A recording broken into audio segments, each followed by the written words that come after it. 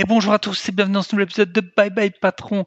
Et aujourd'hui, accrochez vos ceintures, faites attention, vous risquez d'avoir les tympans qui vont être légèrement émoustillés car on est avec notre cher ami Clément Yudek, deuxième épisode que je fais avec lui. Clément, il a la fougue, il a l'énergie de la jeunesse. Il est brillant, il est musclé et j'avais adoré faire un épisode avec lui. Et à la fin de l'épisode avec Clément, je lui avais dit qui est-ce que je pourrais bien inviter. Il m'a dit t'as qu'à me réinviter dans un an. Et ça, il fallait le dire qu'une seule fois. J'ai bien noté le rendez-vous. Le rendez-vous a été pris et on a fait un deuxième épisode que j'ai adoré faire. Je vais vous le décrire très rapidement. Première partie, on va parler de l'année écoulée, on va parler business physique, à quel point les business physiques, ça peut être beaucoup plus simple que les business internet, contrairement à ce qu'on peut penser, et notamment la concurrence sur internet, elle est mondiale, elle est nationale, en tout cas quand on est en francophonie. Et sur les business physiques, c'est complètement différent. On le sait tous, il y a des business physiques qui sont éclatés, qui fonctionnent quand même par manque de concurrence. On va parler ensuite de la société estonienne de Clément et toujours de ses investissements qui sont bien sûr ultra risqués et ultra rentables. Ça dépend des jours. Mais en tout cas, l'idée, on le sait, en finance, le risque et le rendement sont liés. Attention, c'est jamais des épisodes, mes épisodes sont jamais des conseils en investissement, mais aujourd'hui encore moins. Mais voilà, Clément, il est sur tous les projets, et c'est notamment comme ça qu'il s'est fait connaître, que je l'ai connu. On va parler de ça avec lui. On va parler également de comment Clément investit son argent, l'argent qu'il a gagné via ses multiples business et investissements risqués. Et également son appartement à Tallinn qui a été le lieu d'un tournage à son insu, mais qui est arrivé à ses oreilles. Et enfin, bien entendu, Clément, si vous le suivez sur Internet, vous pouvez le suivre sur YouTube et sur Instagram. Il est en forme, il fait de la muscu, il déborde de partout de son débardeur et on va voir avec Clément comment est-ce qu'il a son hygiène de vie et notamment un outil magique qui va vous aider à garder la motivation et à faire ce que vous n'avez pas envie de faire. Ça fonctionne bien, mais il faut être bien accroché et il faut savoir parfois serrer les dents. Voilà. Avant de démarrer avec Clément, vous le savez, je fais toujours une petite intro. Aujourd'hui, elle va être courte. Pourquoi ? Tout simplement parce qu'on est le mardi 22 août. On est déjà en soirée et l'épisode il doit paraître demain. Et pourquoi est-ce que j'enregistre si tard ? Parce qu'on a fait un week-end à Chamonix avec les auditeurs du podcast.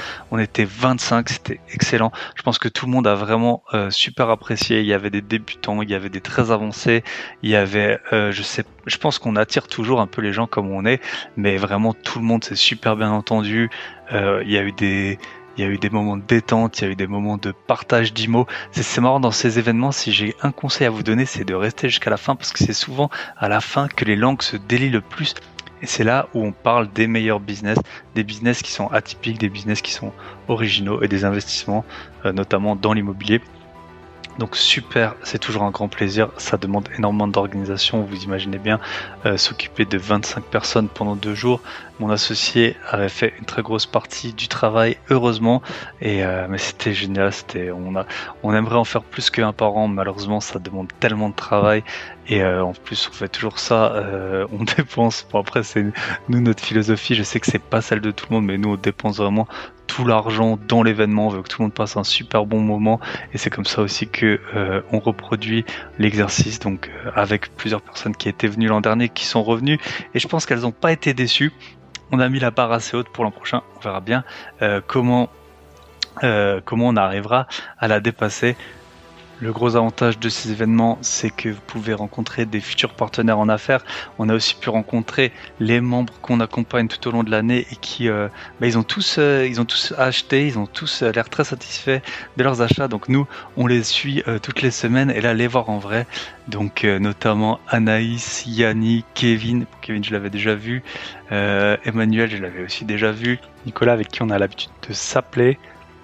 Et Michel, c'est toujours un plaisir de rencontrer en vrai les personnes qu'on accompagne tout au long de l'année.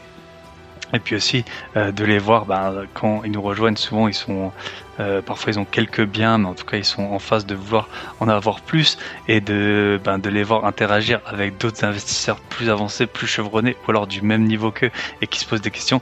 C'est toujours un grand plaisir, donc merci aux membres. Je comprends bien que tous les membres peuvent pas venir, mais ceux qui sont venus, ça me fait super plaisir. Et puis après, une petite salutation à tous les autres, Ariane, Théo, Mbarek, Megan, Aline, Amani. Ben voilà, Aline et Amani, on les a déjà vus quelques fois, hein, mais c'est toujours un grand plaisir. Et d'ailleurs, Amani est passé sur le podcast. Et on va faire 2 podcasts privés avec Aline et Amani qui vont... vous n'êtes pas prêts, vous n'êtes pas prêts. Rejoignez-nous dès à présent, vous connaissez si vous écoutez les épisodes. Le lien est dans la description. On a enregistré avec un banquier récemment, des avocats, avec une gestionnaire qui gère plus de 100 000 mètres carrés de biens. Voilà. Pourquoi c'est pas cher, c'est en continu, vous avez tout le temps du nouveau contenu. Rejoignez-nous, la boîte à outils des investisseurs, www.boîteabillets.com. Ensuite, avec Nicolas, il y avait 3 Nicolas, donc salutations à vous avec Sheikh, on s'est vu à Budapest, c'était déjà l'an dernier, il est passé chez nos amis des Gentlemen.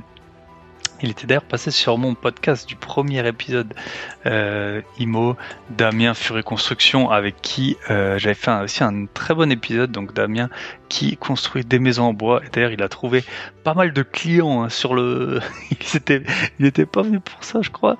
Mais c'était la première fois que je le voyais. On s'est super bien entendu. Et puis, voilà.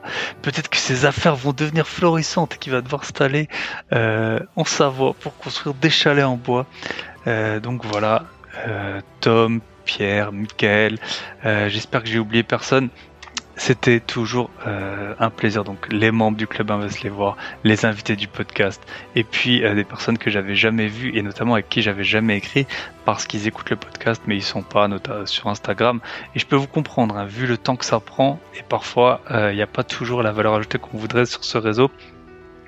Je vous comprends très bien. En tout cas, salutations à tous et j'espère vous revoir soit sur un événement IMO que je n'organiserai pas où je serai beaucoup plus détendu ou soit l'an prochain, très très probablement. Vu le succès de celui-là, il y avait aussi notre ami David le plaquiste. Je sais pas pourquoi, si je sais pourquoi je l'ai pas noté, j'y ai pas pensé tout de suite. Et donc voilà. Toujours un grand plaisir d'organiser ce genre d'événement. Rendez-vous à des événements, je vous en ai déjà parlé.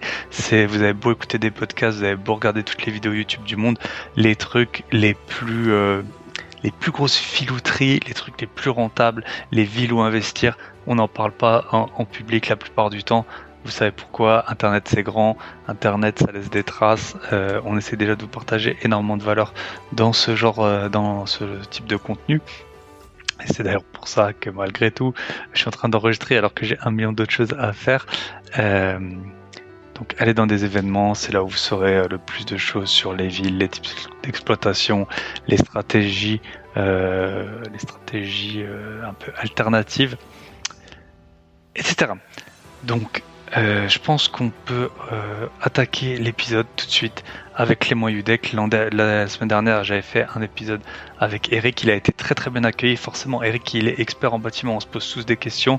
Et on a un épisode, je vous le rappelle, de podcast privé avec Eric où il analyse les fissures, les malfaçons des chantiers. Il nous dit ce qui va pas. Tout ça, l'épisode, il sortira d'ailleurs sur le podcast privé là dans une semaine, quand vous aurez écouté, si vous écoutez cet épisode au jour de sa sortie.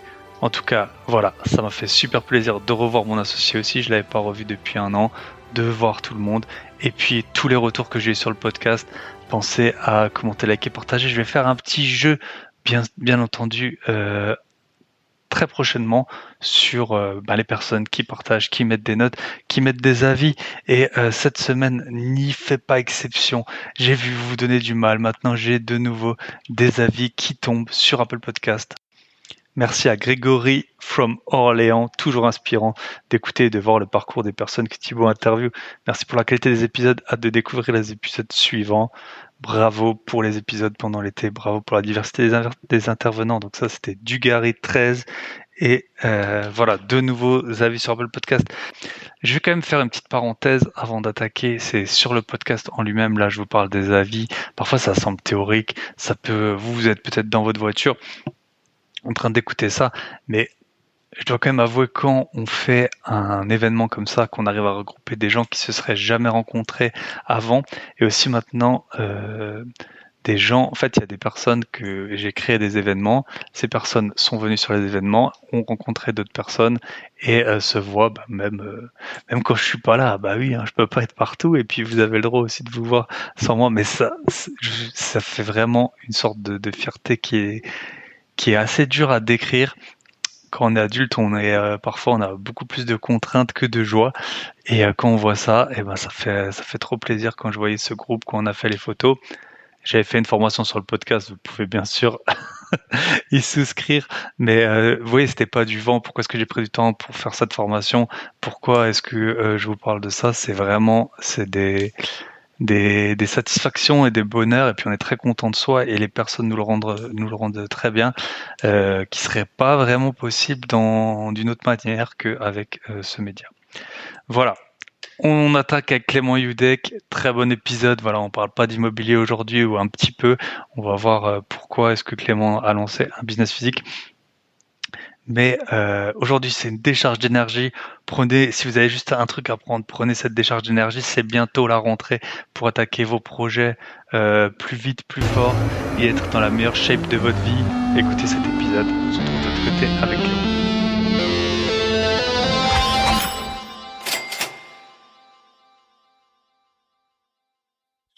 Et bonsoir à tous. Épisode numéro 2. J'ai pas eu beaucoup d'invités pour la deuxième fois. Et là, donc aujourd'hui, on est avec Clément Youdek. Salut Clément, comment ça va?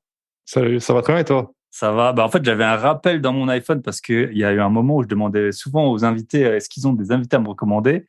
Et Clément, dans sa modestie qui est à peu près équivalente à la mienne, il m'a dit t'as qu'à me réinviter dans un an, il sera arrivé plein de choses. Donc voilà, le rappel était pris. Donc aujourd'hui, on va parler de quoi? On va parler d'investissement, on va parler de crypto, on va parler de Airbnb qui partent en cacahuète, on va parler de boîtes physiques, de gérer des salariés dans le sud de la France. Voilà, on a plein de choses à se raconter. Clément, donc si vous voulez écouter le premier épisode, c'était quitter son école d'ingénieur pour rouler en Maserati. Il avait très très bien fonctionné à l'époque. Clément, avant de commencer, maintenant on a une petite nouvelle question que je dois à mon associé d'ailleurs. C'est si je te donnais 1 million d'euros maintenant, mais tu avais deux conditions. C'est un, tu dois les dépenser dans la semaine, et le deux, de la façon la plus excentrique possible. Donc pas de SCPI, hein, s'il vous plaît, pas aujourd'hui. Pas aujourd'hui. Alors, déjà, avant ça, je te remercie pour la réinvitation. Quelle arrogance de répondre comme ça il y a un an. Les choses vont un petit peu changer, bon, ou pas. Du coup, pour ta question, 1 million. Alors, moi, je suis curieux de savoir comment tu as choisi le montant d'1 million d'euros. Parce que à la fois, c'est une vraie somme, mais à la fois, c'est pas assez pour faire des choses complètement astronomiques. Juste pour Ouais. comment tu as choisi. J'avoue que c'est mon associé qui l'a décidé, mais moi, je trouve que c'est un montant, ça se tient. Quand j'étais jeune, toi, tu étais encore, parce qu'on doit avoir 10 ans d'écart, il y avait une vidéo qui avait bien tourné, je sais plus, c'était pas Michael Youn ou un truc comme ça, il claquait 30 000 euros en 24 heures, qui prenait de la cocaïne et tout ça. Et c'était la vidéo qui avait super bien marché. Donc 1 million, mine de rien, ça peut être vite ou pas vite dépensé, quoi. Je pense que c'est un bon montant. Après, chacun, bien sûr, mais le curseur où ils veulent. Il y en a, ils veulent partir à Center Park avec leurs enfants, dépenser 400 euros pour le week-end. Et c'est déjà un accomplissement en soi. Ils s'en rappelleront 10 ans après. Donc, toi, ça. Non, mais ça. Non, parce que en soi, tu me rajoutes 1 million sur mon patrimoine actuel. Concrètement, ça va rien changer à ma vie. Tu veux, j'achète quoi, un cinquantième claquer 1 million, c'est différent de les avoir. Tu vois, c'est toujours pareil. C'est comme si même si tu vois, tu as beaucoup d'argent, si tu as 2 000 euros qui tombent du ciel, tu les claques tout de suite. Parfois, tu vas faire des trucs que tu n'aurais pas fait avec ton patrimoine, que tu essayes de gérer intelligemment et que on essaye de faire des multiples sans trop en perdre. Je vais acheter un quart de Bugatti. Un quart de Bugatti. Ouais, voilà, la nouvelle là pour les 110 ans. Bugatti, c'est fait en Alsace, hein, même si ça n'a rien de trop alsacien. J'ai vu 8 millions d'euros là. Ah putain, un huitième. Merde. Ok, t'auras le droit. Voilà, le samedi soir, peut-être si t'as payé une grosse part, on te prêtera la voiture pour le samedi soir. En vrai, plus sérieusement, si tu devais vraiment, là, tu me rajoutes 1 million et tu me donnes vraiment, je dois les penser maintenant et de façon inattendue. J'ai vu un tweet de Elon Musk il y a pas longtemps. Je sais pas si tu l'as vu. C'est le prix des billets pour aller sur Mars qui vont être communiqués. L'ouverture de la billetterie prévue en 2024. Est-ce que tu as vu combien ça va coûter? Non, j'ai pas du tout vu, mais à ton avis, c'est combien? Combien c'est là? Millions. Sachant que le retour, c'est gratuit. Hein. Il offre le retour. Ah ouais, le retour, c'est gratuit. Genre, on sait pas comment rentrer. Faut aussi dire ça. Pour l'instant, non, mais tu sais, c'est comme dans le business. Hein. Tu fais une pré-sale et après, tu te démerdes pour faire le projet. C'est ça. Non, je sais pas, je sais que c'est dans les 200 et quelques milles, un peu comme le sous-marin, si on veut aller 10 minutes dans l'espace, là, avec Virgin Galactic. Et je sais que ça prend 1 an et demi à aller sur Mars. Donc, si on fait une règle de 3, on doit être au moins à 100 millions, je pense. Après, c'est Musk, hein. Musk, il veut Ouais. rendre ça accessible. Il veut rendre ça, tu sais, tu connais son projet. Non, Mhm. il a répondu que lui, son but, alors c'est pas ce qui va être avéré, hein, mais son but, c'est que en 2024, il puisse commencer à vendre des billets à 500 000 euros pour aller sur Ok. Mars, retour offert. Et son but, à terme, c'est que il puisse vendre ça 100 000 euros. 100 000 euros. Ce qui ferait que, comme il l'a dit, monsieur et madame tout le monde pourrait tout vendre, tout claquer pour aller vivre sur Mars quand ce sera possible. C'est fou. Donc, ce que je te propose, c'est qu'avec 1 million, on aille tous les deux Sur Mars. je prends 2 billets, on va tous les deux faire l'aller-retour sur Mars. Yes, mais avant, on fera du stacking de crypto, hein, parce qu'on n'est pas sûr de savoir quand on rentre. Pas qu'il y ait un petit. Parce qu'il faut que la planète soit bien placée. Hein. Tu peux pas y aller. Non, mais ça, c'est si jamais l'extrême gauche passe au pouvoir. Mmh. Ouais. Dans le monde entier, hein, dans le monde entier. Voilà, Mais ici, on fait pas de politique, bien sûr. On aime tout le monde. Hein. On adore payer des impôts. Moi, j'ai payé plus de 100% d'impôts l'an dernier sur mes revenus nets. Je vous salue tous. Hein. J'ai adoré. Et c'est bien dépensé. Hein. On le voit chaque jour. Chaque jour, c'est bien dépensé. Heureusement, c'est dans plusieurs pays. Ouais, ils en font très bonne utilisation. Non, sinon, je pense que ce qui pourrait intéresser les auditeurs, ça serait qu'est-ce que je ferais d'1 million d'euros si tu me retires tout. C'est-à-dire que tu me remets à zéro, tu mets 1 million d'euros et tu as 2 semaines pour en faire, te structurer, faire quelque chose. Je pense que ça peut être vraiment intéressant. Parce que moi, en fait, en soi, là, honnêtement, tu me donnes 1 million d'euros, tu me donnes 2 semaines pour les dépenser. Sérieusement, je pense que je fais all-in crypto. Je pense que je fais vraiment all-in crypto parce que la crypto, faut pas être net à la dernière pluie. Là, on a un Bitcoin à 30 000 $ aujourd'hui. Il va au moins, grand minimum, retaper son ATH. Ça va pas être dans 1 mois, ça va pas être dans 2 mois, ça va peut-être être dans 6 mois, dans 1 an, 2 ans, on sait pas quand. Mais faut pas être devin pour savoir que l'investissement, il est pas déconnant. Pour moi, c'est même pas du risque élevé d'investir en crypto maintenant. Enfin, je dis maintenant, 30 000 $, j'achèterais pas. Je suis rentré à 17 000 perso. Et j'avais un gros ordre à 12 000, mais qui est pas passé, malheureusement, ou heureusement. Mais pour un peu de structuration, je pense que qu'est-ce que je ferais avec 1 million? Déjà, je me prendrais un CDI pour faire de l'emprunt. Yes. Je pense qu'un emprunt, c'est mon rêve. Hein. Moi, je suis là, j'ai jamais eu vraiment de CDI. Oui, parce que toi, pour ceux qui sont pas auditeurs depuis longue date, donc toi, t'as tout de suite été entrepreneur après avoir quitté ton école et t'es parti en plus en Estonie où t'es toujours domicilié. Et donc, c'est vrai que pour lever des fonds en France, déjà parfois quand on a un CDI et qu'on achète juste de l'investissement sans avoir sa résidence principale, Jacqueline au guichet du Crédit Agricole ou de la Banque Populaire, elle va pas comprendre. Donc c'est vrai que le Saint Graal, c'est l'emprunt et on connaît tous, enfin en tout cas on en connaît tous un, je citerai pas son nom aujourd'hui, qui paye des gens pour se faire employer. Hein, ça se fait. Donc si tu on parle pas de politique, on a dit. tu te fais embaucher. Ah non, mais tu te fais embaucher par un bon ami à toi pour être commercial, mais tu vends rien, mais tu as un fixe à 5 000 € par mois que tu lui rembourses, par exemple, sur son ledger. Et de là, tu peux emprunter. Hein. Il y en a qui font ça. Hein. On le salue tous, hein, bien évidemment. On le salue tous. Ouais. En vrai, je pense que, donc en vrai, même en tant qu'entrepreneur, il y a des solutions pour emprunter. C'est ce que je suis actuellement en train de mettre en place depuis quelques mois. Je pense qu'on en parlera après. C'est vrai que là, tu me donnes 1 million d'euros. Je pense que je me trouve un CDI. Je vais chercher un prêt. Bon, on va admettre que j'ai pas de bac+5 ou quoi et que on fait un emprunt normal. On va pas chercher 600 000, mais allez, quelque chose comme 300 000. Ça peut faire monter à 1,3 million de patrimoine brut. Et après, avec le million, franchement, je mets 500K en crypto. En étant vraiment, pour moi, c'est du risque modéré, avec une répartition entre ledger et de l'accumulation crypto. Je vais pas citer de plateforme ou quoi, hein, c'est pas le but, mais je vais une bonne répartition entre des bitcoins Ethereum USDT placés avec du rendement et sécurisés sur ledger. Je pense que je mets 100K sur un robot trading.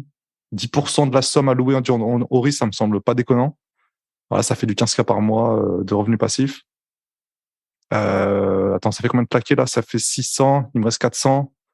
Alors je pense que je me fais quand même plaisir. J'achète quand même une caisse, faut pas déconner. Ouais, Je pense sûr, que hein. je pense que je mets 150K. À 150K, t'as quoi?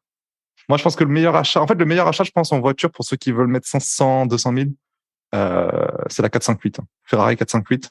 Parce que le prix est, mine de rien, pas hyper élevé par rapport à la caisse que c'est en termes de valeur perçue, en termes de perf et tout. C'est une dinguerie. Après, si je suis réaliste et que vraiment j'avais la situation, je pense que je ferais exactement ce que j'ai fait, c'est-à-dire que je couperais en deux, je ferais moitié dans un Porsche Cayenne Turbo et moitié dans une Maserati Gran Turismo. Voilà, c'est pas, je Voilà. pense que mon choix. C'est comme ça que tu as fait. Et c'est vrai Ouais. que les voitures, c'est un bon point parce que moi, j'ai acheté, revendu des voitures longtemps avant que j'ai cette vie à 1000 à l'heure et les apparts et la police qui débarque dans mon appart comme récemment. Mais du coup, les voitures, en fait, il y a beaucoup de gens.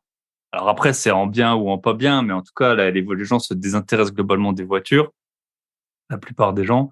Et donc, toi, en fait, si tu as une Ferrari rouge avec 3 ou 4 pots, même 2 pots de chaque côté, les gens, ils font pas la différence, tu vois. Ils voient pas si c'est la version Pista, la version ultra limitée et tout. En valeur perçue, pour 95% des gens, eh ben, tu auras une Ferrari et tout le monde te connaîtra comme le gars à la Ferrari. Même si tu achètes une F430 qui vaut pas trop cher aujourd'hui, ça fait du bruit, c'est rouge, il y a le cheval dessus et ça peut suffire à convaincre pas mal de gens de ton statut. Ouais, c'est vrai qu'il faut être smart, hein. Faut, dans l'achat des voitures. Moi, j'en parle souvent. C'est vrai que c'est acheter, on fait la bonne affaire. C'est comme un immobilier, hein, c'est à l'achat. Bien Moi, sûr. mon Cayenne, on m'a déjà proposé de le racheter 15 000 € plus cher que ce que je l'ai acheté. Et ma Maserati, 25 000. T'imagines? Mhm. C'est de la plus-value de fou directement possible à l'achat. J'ai pas acheté ces voitures pour les Ouais. revendre, mais Et puis en plus, acheter. ça fait plaisir. Autant avoir un Ouais. appart, bon, t'es content, t'y vas, de temps en temps, tu vois, tu sais quand tu passes devant que il est là, mais il est loué. Autant une caisse, c'est cool, quoi. Tu roules avec, c'est sympa. Ouais, surtout qu'il faut faire attention parce que ces caisses-là, c'est pas forcément l'achat qui tape, c'est l'entretien. Ouais. Moteur Ferrari, je me rappelle, tu changes les disques, les plaquettes, t'en as pour 5 000 balles directement. Faut prévoir 10K l'année minimum. Donc c'est vrai que voilà, c'est ça le coût. Donc c'est toujours bien de faire une bonne affaire dès l'achat. Et Bah, c'est parce pour que ça ça, que par contre, tu le revends pas, hein. Tu revends pas plus cher une voiture parce que tu as changé les disques, hein. Ça, non, vraiment pas. c'est comme l'électricité dans les appartements. Ça coûte hyper cher à refaire ou les fenêtres, mais personne va te payer ton appart le prix que ça t'a coûté parce que tu l'as déjà changé. Alors que c'est chiant à faire. Mais au max, ça te fait un argument de négociation pour maintenir ton prix. Ouais. Mais c'est pas parce que tu mets 5 000 € dans les disques que tu vas pouvoir vendre 5 000 € plus cher. Ça, c'est sûr. Ouais. Donc voilà. Ouais. Bon. Ouais, donc du coup, ouais, deux caisses. Franchement, ça me paraît pas déconnant parce que ça me paraît vraiment pas déconnant. Donc là, attends, j'ai 500K en crypto. 500 crypto, 100. Putain, je sens que cet épisode, on va bien se marrer. 100 en robot de trading ultra risqué. 150 Ferrari 458. Non, 150. attends, non, je mets, non, 150. Ah, 150, ça paraît. du coup, non, je t'ai dit, je mettrais en deux caisses, hein. Je prendrais Ouais. Cayenne Ah, comme t'as Turbo fait là. et Maserati Gran Turismo. Ok. Ouais. Non, parce que voilà, moi là, ce que je veux, une 458, ça m'irait parfaitement. Mais pour être vraiment, tu sais, on arrête d'être un fou furieux. Si vraiment j'avais la situation, je pense que vraiment je ferais ça. Ok. Vraiment, vraiment. Là, tu vois, Et du coup, il te quoi? reste là, t'as dépensé 750 000. Ah, il reste 250. T'as payé 10 Euh, 000 balles le mec pour qu'il te donne un CDI en douce pour que tu puisses emprunter. Bien évidemment. C'est pour ça qu'on garde un peu de cash. On garde 100 000 en cash. Comme ça, on garde de quoi faire les petites opérations. Après, il reste 150. Attends, du coup, j'ai Ah, quoi? 200 même. 200, 240, il te reste.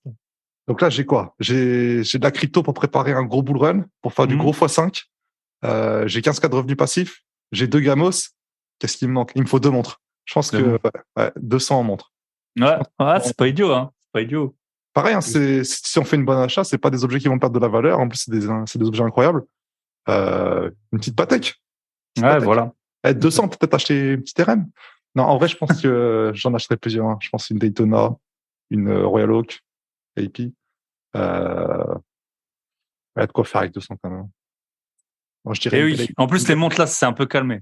Ouais, Et c'était vraiment. il y avait un peu, quand tout le monde était à fond, bah, quand il y avait trop de cash, en fait. Tout le monde était à fond sur les apparts, sur les startups, sur les montres. sur les voitures, je sais pas trop comment ça a évolué, mais les voitures anciennes, ça a aussi beaucoup pris. C'est un truc de fou. Hein. On a vu la dernière vidéo il y avait qui? Il y avait Yomi qui a acheté 3 montres récemment. Yomi Denzel, la Sainte Trinité, Patek, Rolex, AP. Il a acheté les 3 montres à des prix qui sont...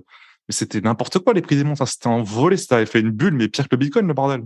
Là, maintenant, on a des prix qui sont vraiment pas déconnants. On voit que ça s'est calmé. Ça fait un bottom, hein, mine de rien, les montres. C'est comme un graphe de...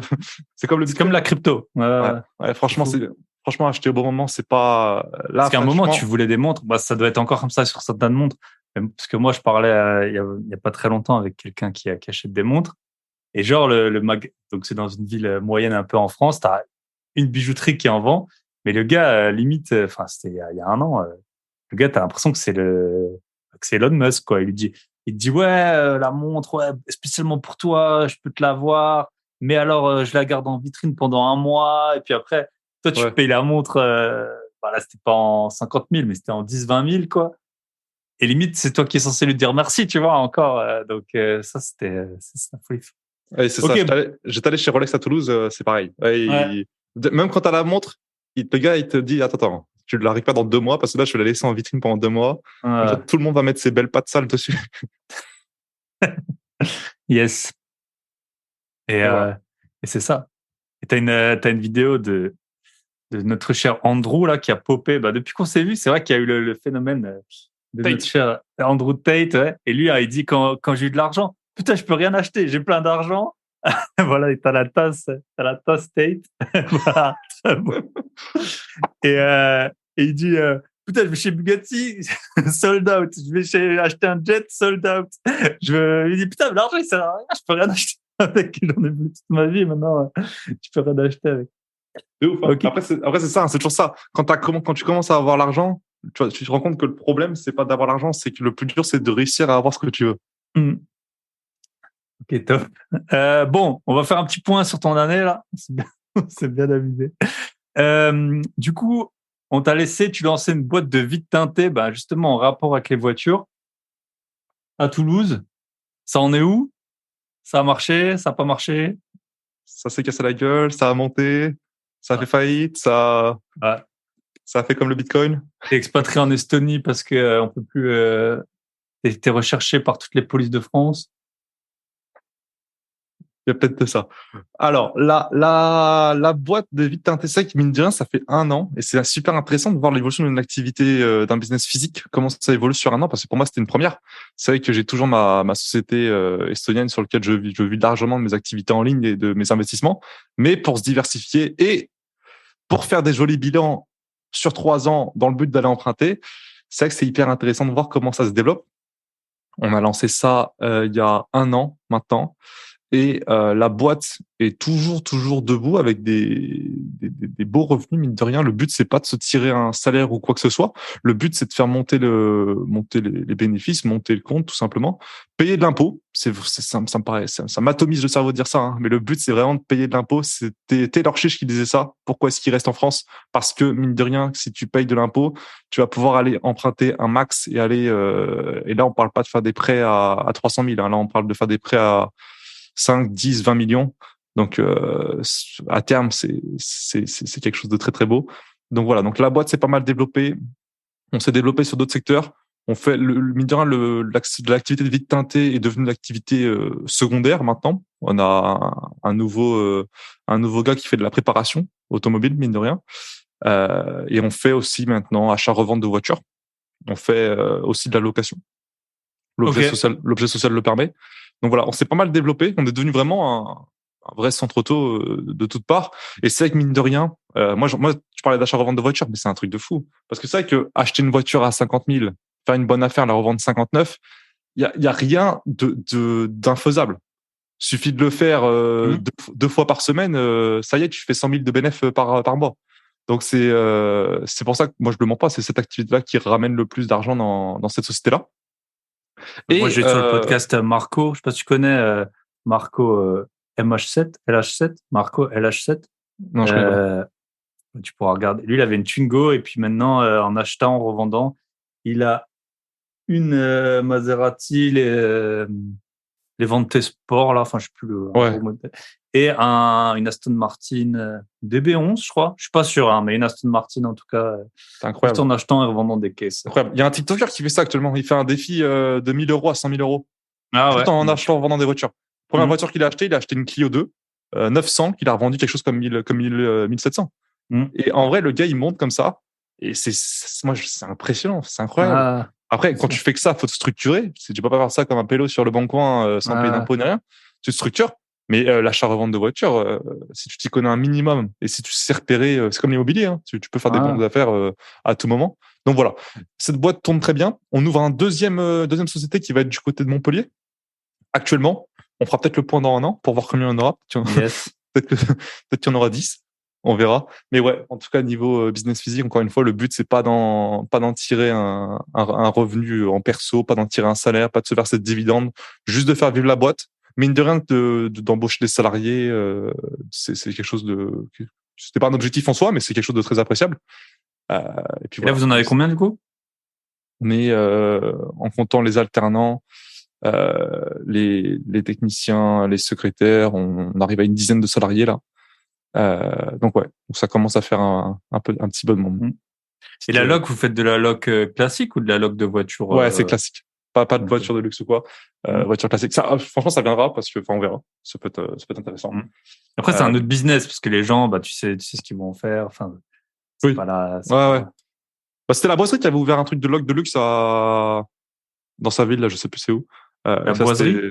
Ouais, en Normandie, je pense qu'il est ouvert là-bas. Hein. Bah, plus vers Angers, je crois que je sais pas exactement. Mais son château, on le voit bien. Son château, ça fait. Je le connaissais pas avant il y a quelques mois là, mais avant le château. ouais, c'est un bon. Ouais, non mais il avait ouvert une boîte de luxe. C'est vrai que c'est les gens, ça c'est une activité à part entière. Hein. Surtout en France, c'est compliqué. Ouais, non, c'est la loc normale. C'est la loc normale. Donc ouais, donc c'est pour ça la deuxième local à Montpellier qui arrive. Moins de travaux à faire, donc ça va ouvrir très vite. Et voilà. Le but c'est d'aller, comme je l'ai dit, faire 3 ans de beau bilan, de scale ça, aller chercher des emprunts et faire des emprunts en pro quand t'as 5 sociétés qui font, je dis des bêtises, mais 1 million chacune par an. Eh ben, on peut aller chercher des belles choses. Très belles choses. Et là, t'es associé avec, t'as un associé ou plusieurs associés, je sais plus. J'ai 2 associés sur les sociétés, ouais. Et comment vous répartissez qui fait quoi? C'est ça qui permet on se répartit le travail, hein, tout simplement, et le but c'est que ça tourne en automatique au maximum. Moi, j'étais surtout responsable de la gestion humaine, de la gestion des centres, voilà, gestion du matériel, gestion de tout, en fait. Et comment t'as appris? Sur le tas. Sur le tas. Sur le tas. Ah non, en vrai, pas le choix, pas le choix. Non, il y a que ça. C'est surtout que le business physique, c'est plus. Moi, je viens du business. Moi, je suis un netteux, tu vois. Moi, je suis là. À la base, j'étais en slip. En 2021, j'ai fait un mois, j'ai gagné 250 000 balles en slip sur ma chaise. Qu'est-ce qui se passe en fait? Et d'un coup, t'es là, faut aller gérer une boîte. Ouais, gérer des gens qui ont besoin de ton salaire pour manger. Ouais, faut faire n'importe quoi, c'est l'argent de la boîte. Si tu fais n'importe quoi, après les gens, tu peux plus payer leur salaire, t'as des responsabilités. Non, faut faire super attention. Et c'est pour ça. Mais un truc qui est hyper intéressant dans le business physique, je dis ça à tous ceux qui sont un peu de chercher, si jamais ils veulent entreprendre, si jamais voilà, le business physique, faut surtout pas dénigrer ça, parce que mine de rien, ce qui est hyper intéressant, c'est qu'il y a beaucoup moins de concurrence sur Internet. Sur Internet, les mecs qui font de l'e-commerce, qui font du drop, qui ont des agences de marketing. Les gens maintenant, ils font des agences d'OnlyFans et tout. Mais il y a 50 000 mecs de 20 ans qui sont hyper déter et qui sont prêts à tout. Dans le business physique, les gens, ils savent pas faire de publicité. Ils savent rien faire. T'exploses tout le monde. Moi, je dis ça. On est dans les voitures. Franchement, on aurait pu se lancer dans les plantes, je sais pas, dans des sex shops, peu importe. Tu fais n'importe quoi, je pense qu'on explose tout le monde. Parce que les gens, c'est des mecs de 40 ans qui ont jamais mis le nez sur Internet, qui font pas attention à leur image numérique. Alors, de temps en temps, ils se font vendre une presta. Ils se font scam par une agence de marketing et ça arrive. mais concrètement, la plupart, ils sont là, ils pensent que c'est juste qu'ils posent leur enseigne. Oh, ça y est, j'ai mes clients qui vont débouler. En fait, pour eux, ils misent tout sur leur panneau. Et nous, mais pas du tout. Donc, voilà. C'est pour ça que je pense que il y a un budget de départ plus important. Surtout si t'es franchisé, surtout si il y a des travaux à faire. D'ailleurs, ça me fait penser quand tu m'as parlé de refaire un épisode parce que ça faisait 1 an. Il y a un truc que j'adore faire, c'est de retourner dans le temps, d'aller sur Google Agenda et de voir qu'est-ce que tu faisais il y a 1 an, 2 ans. Mais ça pète le cerveau, hein. C'est un truc de fou. Ouais, c'est intéressant. C'est incroyable. Ouais. Ah ouais, Là, moi, j'ai enregistré avec Yann Darwin, je sais pas si tu connais. Et oui, voilà, c'est lui, ça vient de lui, cette idée-là. Ouais. Et lui, il racontait qu'il coupait du bois ou je sais pas quoi, là. Puis j'en ai reparlé dans l'épisode, là. Je l'ai pas encore diffusé, mais j'en ai reparlé. Donc, ouais, c'est trop marrant ça vient de lui, cette idée-là, de faire ça. Ouais. Je me rappelle, j'ai tiens ça de lui depuis super longtemps. Il parlait, lui, c'était quoi? Comment il s'appelle son podcast? Business en bagnole. Business en bagnole, ouais. Il disait, ouais, tu remontes dans le temps, tu vas voir ça. Et moi, j'étais choqué. Je suis retourné, qu'est-ce qui se passe? J'étais pompier, et il y avait écrit quoi? Il y avait écrit pompier, aller boire des coups et c'est tout, quoi. Yes. Ouais. Du coup, business physique. Mais ça, c'est un vrai point parce que souvent, les gens, ils voient sur Internet. Alors, après, il y a deux choses. Sur Internet, forcément, il y a beaucoup plus de concurrence. Après, il y a le marché, il est énorme, quoi. Parce que les gens, tout le monde est sur son téléphone tout le temps. Mais c'est sûr que si tu as un business qui demande 0 de départ et des compétences que tu peux apprendre super vite, tu peux te faire super vite manger si t'as pas d'audience, si t'as pas de capital à mettre dedans, quoi.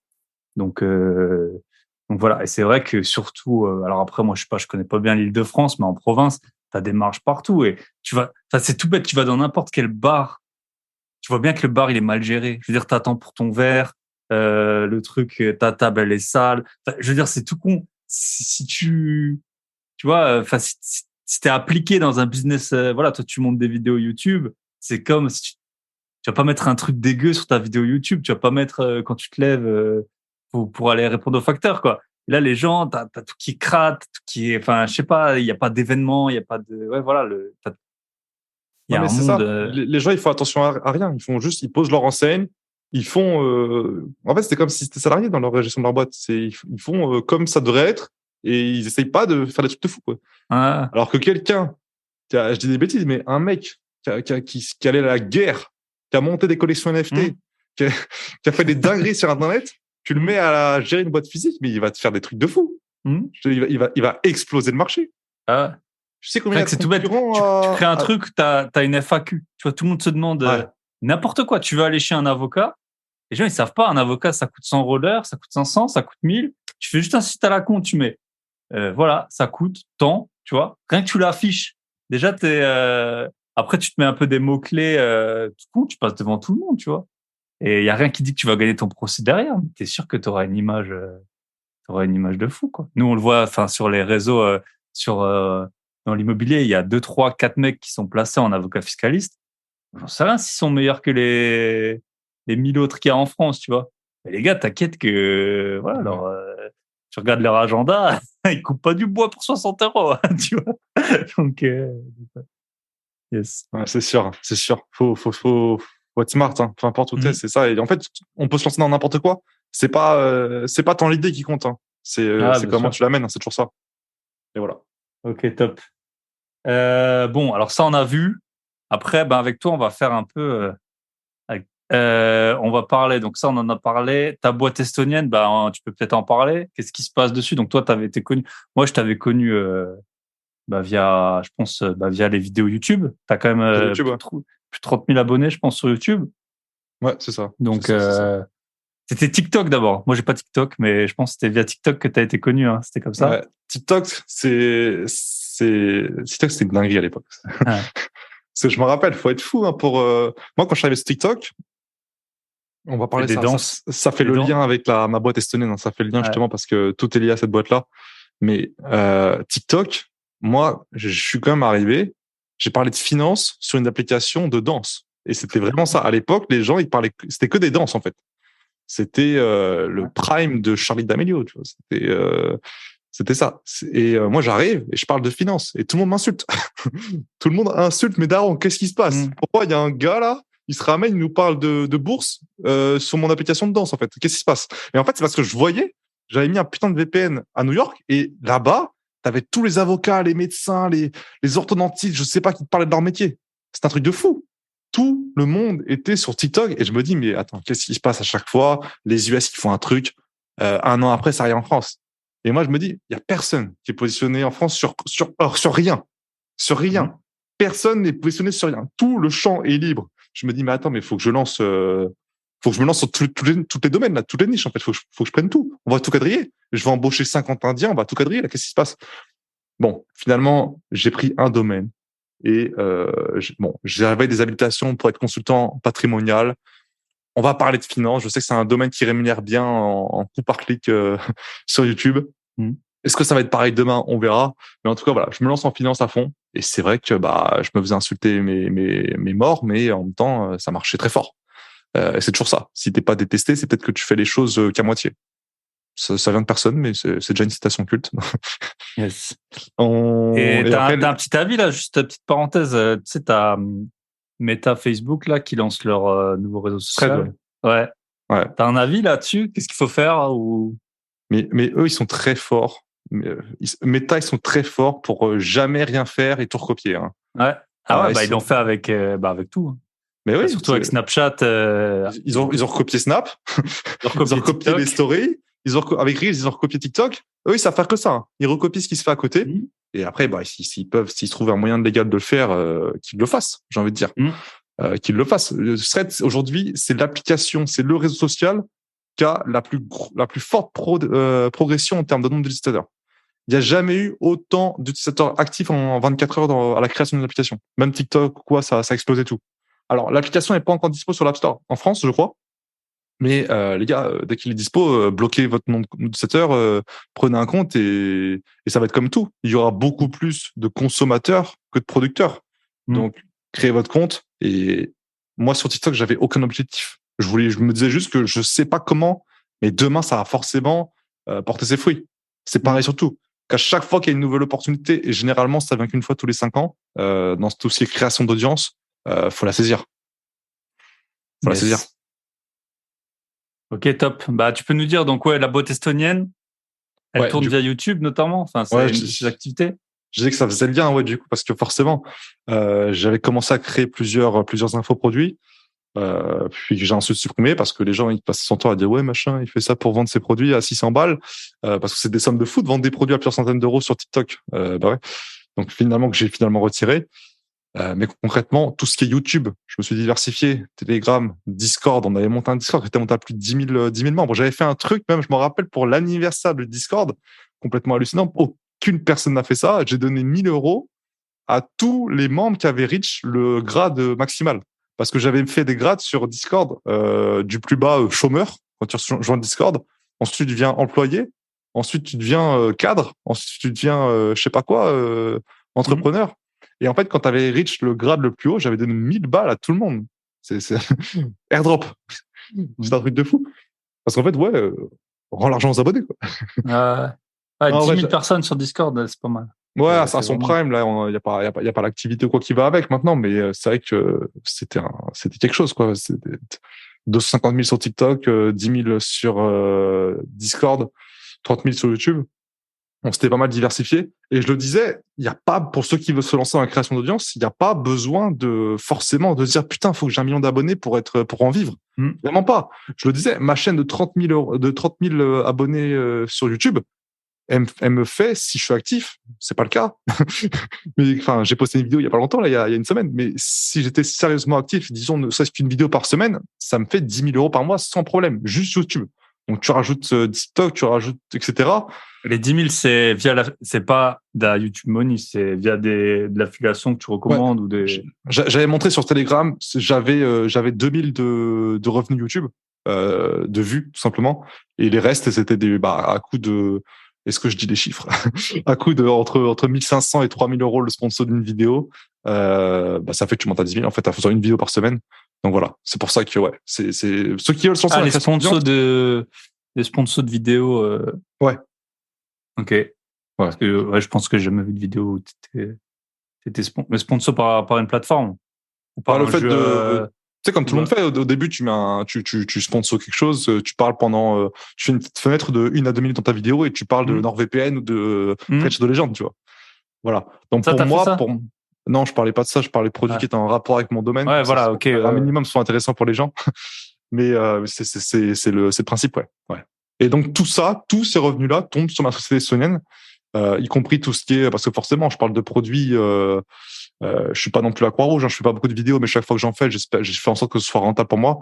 Donc j'ai pas mal de produits, que ce soit robot trading ou quoi, copy trading, service en bourse aussi, en immobilier, en SCPI. À chaque fois, peu importe vers qui j'orientais, à chaque fois j'allais voir la personne. Bah écoute, j'utilise ton produit, il me plaît de fou. Et comment on peut s'arranger? Moi, je sais que je peux te ramener du monde.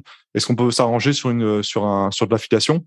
Et tout ça tombe sur la société estonienne, qui est ma société principale, qui me verse un salaire tous les mois. Voilà. En plus, comme je l'ai dit, hein, société estonienne, pour ceux qui réfléchissent à peut-être s'expatrier en Estonie, il n'y a pas d'objet social. Vous pouvez faire n'importe quoi. Bon, dans les limites, voilà, faut pas déconner.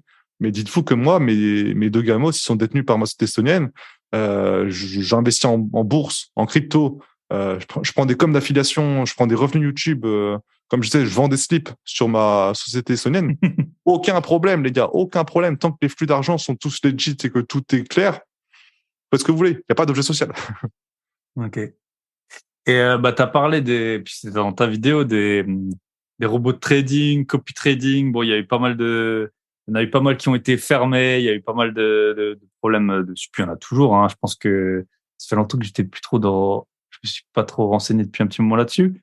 Tu peux nous dire un peu ta stratégie, voilà, en sachant qu'il y a il y en a qui sont plus sur le papier, qui ont l'air plus solides que d'autres, mais même ceux qui sont solides, ils peuvent fermer. T'en avais un, alors je sais pas si, en tout cas, il avait l'air sur le papier assez solide. C'était le Samtrade là. Je sais pas si tu vois c'était sponsor d'équipe de foot et tout. Puis ils sont aussi partis en cacahuète. Ouais, est-ce que tu peux nous dire, t'es toujours dessus visiblement? Combien t'en prends? Comment tu les choisis? C'est peut-être ta stratégie voilà, on sait qu'on peut faire des gros gains. Souvent, on parle de 5, 10, 15% par mois. Voilà. Quand est-ce qu'on sort? Un peu peut-être tes stratégies. Puis le copy trading, c'est pareil. Souvent, on gagne des pourcents, et puis quand on perd, c'est en dizaines de pourcents. Donc voilà, ça arrive que ça crache, ça arrive que le trader il pète un câble. Tu as toujours un peu du mal à savoir qui est derrière, ses compétences. Le trading, déjà, c'est à la base risqué, même si tu es compétent. Donc, ouais, peut-être que tu peux nous faire un petit point là-dessus, quoi, sur ces revenus volatiles, on va dire. Ouais, on peut le dire, hein, placement au rendement au risque. Hein. On peut clairement le dire. C'est pour ça qu'on a mis que 100 000. Hein. C'est pour ça qu'on a mis que 100 000 dessus. On a mis que 10%, les gars. On a mis que 10%. Parce que c'est vrai que les gens, des fois, ils voient mes vidéos et se disent, putain, ouais, il parle de placement au risque, ça veut dire qu'il investit que là-dedans. Bah non, bien sûr que non. Moi, je vous dis, j'ai moins de 10% de mon argent dans ces produits-là. Mais quand on fait les choses sérieusement, c'est impressionnant. On parle des robots, alors tu parles on va dire les noms du coup, Autogold, Samtrade à l'époque. Ouais. C'est quand même des teams qui sont à l'autre bout du monde, des trucs indonésiens, sur des brokers pas régulés. C'est quand même des trucs un peu louches. Alors, Samtrade, ils se sont retrouvés en prison. Et ça se serait manifestement pas arrêté comme ça. Après, tous les gens qui sont rentrés quand ça a pété, au moment où on en a parlé, et qui sont tous ressortis quand ils ont fait leur x2, ils ont fait beaucoup d'argent. Donc faut juste la stratégie. Il y a juste effectivement ceux qui n'ont pas eu de chance, qui sont sortis juste avant que ça ferme ou que ça qui se retrouvent en tôle, malheureusement. Donc voilà. Même les produits les plus risqués, les plus louches, qui viennent d'Indonésie ou quoi, quand on a une stratégie, mine de rien, c'est pas si risqué que ça, si on fait les choses sérieusement. Alors c'est vrai qu'aujourd'hui, moi, je te dis, comme je disais, j'ai fait une vidéo il y a une semaine, même pas, c'était ce week-end, là, on est mardi, c'était dimanche, il y a 3 jours, sur le sujet, où je fais une update de tous mes investissements de 2023. Et encore une fois, je parle que de la partie au rendement, au risque, pour bien faire la part des choses. On a aujourd'hui, moi, c'est que des placements sur lesquels je rencontre la team physiquement. Je vais les voir, je regarde leur projet, et le risque de scam est de 0%. On n'est que sur des placements où le risque, et c'est le risque trading, c'est le risque qu'on connaît. Enfin, le seul risque qui devrait exister. Et c'est vrai que là, pour moi, ça se différencie en 3 types de placements. On a premièrement l'accumulation crypto. On a des plateformes comme Crypto4Winner ou comme Merov, qui sont des plateformes qui vont vous permettre d'accumuler des cryptos. On a Merov, par exemple, qui a fait 300% l'année dernière. Donc, un Bitcoin, en début d'année, vous en aviez 4 à la fin de l'année sur la plateforme. Pareil, vous pouvez la rencontrer ou quoi. Faut juste ensuite faire confiance au trade et pour accumuler de la crypto-monnaie. Accumuler, c'est la même chose que du stacking ou c'est pas la même chose? Le stacking, ça va être, tu vas bloquer ta crypto pour avoir des rendements. Ouais. Là, c'est ça, sauf que faible en général, que tu fais pas des fois trop. Parce que là, c'est pas du stacking. Là, c'est des traders qui sont derrière On est sur un fonds d'investissement en fait. Et là, ce qui est intéressant, c'est que tu connais, je pense, le principe des OPCF en assurance vie. Le but, c'est de battre un indice. Le but, c'est de battre un ETF. Bah là, c'est exactement pareil. Ils ont 3 pools d'investissement: Bitcoin, Ethereum, Solana. Le but, c'est que leurs traders battent le Bitcoin, c'est qu'ils battent le Solana, c'est qu'ils battent l'Ethereum. Donc en fait, tu te retrouves avec plus de Bitcoin, Ethereum, Solana que tu en avais à la base si tu les gardais sur ton ledger. Donc c'est pour ça que c'est intéressant. Et quand tu regardes les pertes de l'année dernière, 300%, sachant que c'est des performances relatives, c'est par rapport à l'indice. Donc faut croire à la base à la progression des crypto-monnaies forcément, mais si c'est le cas, parce que si ton Bitcoin il a 40 000, tu fais x3, mais le Bitcoin il tombe à 10 000, c'est de la merde. Bitcoin, voilà. C'est ça. Donc et ça c'est le risque que tu as souvent avec les cryptos. Alors les Bitcoin, Ethereum, c'est une chose. Après, tu avais sur les plateformes là, genre PancakeSwap et tout, des trucs. Enfin, tu pouvais stacker, tu avais des rendements de malade, mais si tu as crypto, parce que souvent, du coup, tout le monde allait dessus pour avoir les gros rendements, et puis après, les rendements, ils baissaient, et du coup, la valeur de la crypto, elle baissait aussi, et donc, c'était niqué. C'est ça, sur PancakeSwap, c'était comme ça. T'avais des trucs t'avais des 400 000%, t'avais des trucs, je me rappelle, c'était des chiffres que je n'avais jamais vus parce que t'avais des milliers de pourcents, t'avais des millions de pourcents, et t'avais un T pourcent. Je sais même pas ce que T veut dire. C'est quoi? C'est des téramillions, j'en sais rien. C'est des rendements de fou. Mais la crypto-monnaie, elle faisait diviser par 1 million pendant ce temps-là. Donc, en fait, tu perds tout, mais ça servait strictement à rien. Donc, ouais, c'est pour ça que ça, on parle d'accumulation crypto. C'est parce que tu as de la crypto à la base et tu te dis, putain, c'est bien d'avoir un Bitcoin à 30 000. Moi, je vise des 100 000, je vais faire mon x3 carré. Mais en même temps, putain, si je peux passer de 1 Bitcoin à 4 Bitcoins et que ces 4 Bitcoins vont monter tous à 100 000, putain, là, je vais être bien. Donc, voilà. Effectivement, il faut croire d'abord à la crypto en elle-même, à la base, et après, chercher à en accumuler. C'est le but de l'accumulation crypto. Donc, ça, c'est la première partie des investissements au rendement que je trouve intéressant et que je trouve que ça vaut le moment d'être, ça vaut le point d'être mentionné. Deuxième, t'en as parlé, le copy trading. Copy trading, là, tu fais confiance à un gars, à un trader. Le mieux, c'est de le connaître. Le mieux, c'est d'avoir une certaine réputation. J'avais parlé d'un premier gars qui marchait super bien, mine de rien. Et un jour, il a fait une performance qui était négative, qui remettait pas du tout en question tout ça. Mais le gars, il y avait trop de pression sur ses épaules, il a décidé d'arrêter. Donc voilà, on fait confiance à l'humain en fait derrière. Donc on a tout réalloué sur un nouveau trader, ça se passe super bien. Moins de 10% de drawdown pour l'instant. Donc voilà, tu fais confiance à un trader et effectivement, tant qu'il perd, tant qu'il fait plus de 10% par mois, t'es ravi quoi. Tu te sécurises dès que t'es en x2, c'est génial. Et après troisième point qui est important, qui est intéressant dans les hauts rendements, tout ce qui est robot trading. Là actuellement, on a Novelty Trade c'est impressionnant. Le bot à la base, on promettait, j'en ai parlé il y a ça 1 an et demi moi sur YouTube à la base. 1 an et demi, le but c'était 5% par mois et il a fait ces putains de 5% tous les mois de toute l'année en 2022. Génial. Et après 2023, janvier 0%, février 0%, mars 0%. Les gens ils sont devenus fous. Ils ont fait c'est quoi cette merde là? Je vais pas laisser mon argent sur un broker, bon même s'il est régulé et tout, pour faire 0%. Et donc ils ont vendu. Ça a été racheté par une société qui s'appelle Aventa. Et là, putain, 26% le mois d'après. Qu'est-ce qui se passe? Et ouais, là, donc on est passé sur un produit au rendement. Pareil, les gens qui sont arrivés dès le début, ils ont fait x3. Impressionnant. Pourtant, sur un produit qui était safe. Là, on a beaucoup de performance. Donc forcément, le risque est plus élevé. Il faut se sécuriser plus vite. Mais comme j'ai dit, tant que vous allouez une partie raisonnable de votre patrimoine, c'est pas déconnant de mettre de l'argent là-dedans. Après, il faut être OK avec le fait que potentiellement, oui, on peut se faire avoir, on peut tout perdre si on se sécurise pas. Mais d'un autre côté, pour les gens comme moi qui aiment bien, moi je vous ai dit, sur 1 million, mettre 500K en crypto, ça me paraît pas être du risque élevé. Donc voilà, chacun a son risque et chacun fait sa stratégie. Ok, au moins vous êtes prévenus. Et du coup, les boîtes avec qui tu bosses, elles sont régulées en Europe, les gars, c'est des Français, tu les connais d'où, tu les as rappelés. Ouais, bah là, des 3 plateformes dont j'ai parlé, Merov, c'est des gars qui sont français, que vous pouvez rencontrer pendant des événements.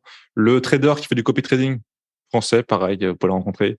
Et Novelty Trade, ils étaient très publics avant le rachat. Et depuis qu'ils ont vendu, forcément, on les voit moins. Par contre, on a toujours les communications sur leur Discord récurrentes. Les gars sont hyper réactifs sur WhatsApp et tout, sur le support. Donc ouais, là pour le coup, on est loin des trucs bizarres indonésiens. On ne sait pas de ce qui se passe, on ne sait pas d'où la perf sort, qu'est-ce qui se passe, pourquoi l'affiliation est sur cet niveau, qu'est-ce que c'est que ce Ponzi. Non. Là voilà, c'est moi qui dois me battre à chaque fois pour gratter de l'affiliation. pour gratter de la rémunération pour les gens qui ramènent du monde dessus, forcément. Et on se bat pour ça et c'est parfois compliqué, mais mais là, ouais, là pour ce coup, c'est des produits où moi j'estime que le risque de scam voilà, il est pas là. C'est ça qui est important. Ok. Donc là, on est passé là-dessus. Qu'est-ce que tu as On va parler un peu de ton appart en Estonie, en Airbnb. Donc, on peut mettre en tout cas, en France, on peut mettre sa location, son appartement sur Airbnb quand on est propriétaire, par là où on habite. Hein. Après, si tu es locataire, tu peux le mettre à tes risques et périls, ou alors tu peux avoir l'accord de ton propriétaire, mais tu peux pas avoir des revenus qui te dépassent en théorie ton loyer. Après, il y a plusieurs plateformes, il y a plusieurs, voilà, c'est toujours un peu plus compliqué que prévu. Mais après, voilà, dans la vie, on est jeune, on est vaillant, on a un propriétaire à l'autre bout du monde, on est locataire. Qu'est-ce qui peut mal se passer? Ouais, What c'est could ça. go Hein. wrong? C'est comme pour les robots de crypto. What could go wrong? C'est ça. Hein. Ouais, c'est ça. Moi, je le disais. Moi, ma résidence principale, ça sera toujours de la location. Question de taux d'endettement, simplement. Et donc, mon appartement, je l'avais dit dans l'ancien podcast, j'ai un penthouse à Tallinn au bord de l'eau. Et effectivement, moi, mon but, c'était pas de rester à Tallinn toute ma vie. C'est pas super chaud, hein. Il fait moins 15, il fait moins 15 l'hiver, il y a 6 mois, il neige. L'été, en ce moment, là, on est en juillet. Moi, je suis à Toulouse actuellement, là, dans un Airbnb, juste temporairement parce qu'il fallait que je recheck 2-3 trucs avec la société. Il fait 40 degrés. Qu'est-ce qui se passe? C'est insupportable. À Tallinn, là, actuellement, il fait 20-25. Il fait beau. Le climat est super l'été. Franchement, c'est super agréable. Mais c'est vrai que l'hiver, ça descend très, très bas. Donc ça, c'est un peu chiant. Donc moi, j'étais pas là full time. Et l'appartement que je louais donc à un propriétaire, comme tu disais, à l'autre bout du monde, j'ai été tenté de le mettre sur Airbnb parce que c'est vrai qu'un appartement comme ça se prend à 250 € la nuit. Ça paye le loyer, quoi, on va dire. Ça paye le loyer, ça paye l'essence, ça paye les restos, ça paye beaucoup de choses. Et donc, c'est intéressant d'un point de vue, même moi, même si en vrai, c'est pas des revenus de fou, moi, ça me fait chier d'avoir un appartement qui sert à rien, alors Bien sûr. qui vaut tant, quoi. Et ça, les propriétaires sur le bout du monde, la règle est la même qu'en France, hein, vous pouvez pas louer sans l'accord du propriétaire, clairement. Bon, hein, ça c'est ce qu'il faut faire. Maintenant, moi je le mets sur Airbnb, je prends un housekeeper, un estonien qui me gère tout ça.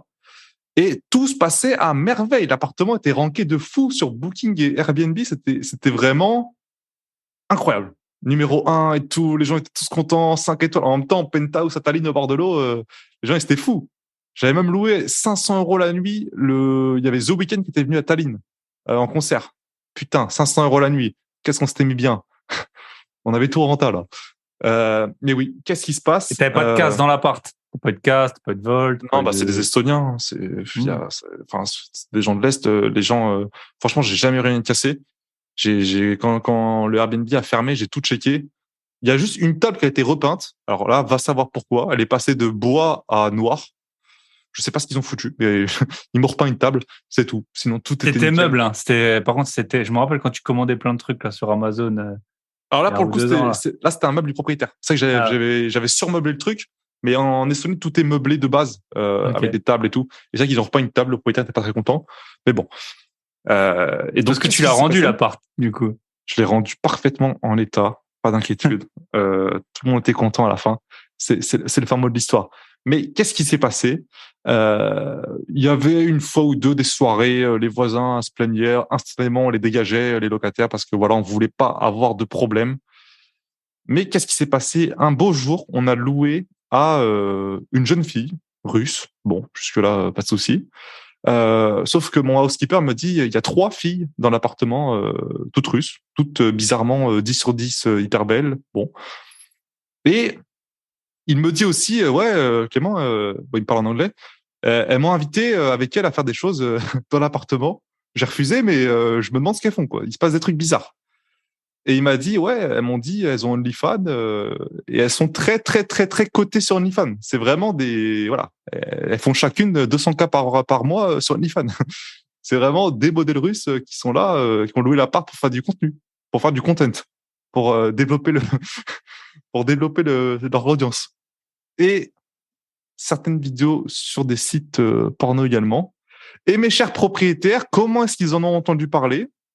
Eh bien, je ne sais pas si c'est eux ou si c'est quelqu'un de leur famille, mais l'un d'entre eux s'est baladé sur un site X et est tombé sur leur appartement en Ça doit pleine faire scène de bizarre, quand tournage même. et ça a dû faire très très bizarre. Et là, effectivement, ça ne leur a pas beaucoup plu, ce que je peux comprendre, hein, évidemment. Ce que je peux comprendre, c'est qu'il y avait aucun. Moi, j'avais étudié un peu le risque, risque rendement. Vous étudiez toujours votre investissement. Quels sont les risques, quels sont les rendements que j'en tire? Comme dit Ian Darwin, encore une fois, risque, rendement, emmerdement. Putain, j'ai un housekeeper, l'emmerdement il a 0. Le risque, putain, il est faible. Ils sont à l'autre bout du monde, ils peuvent pas le savoir.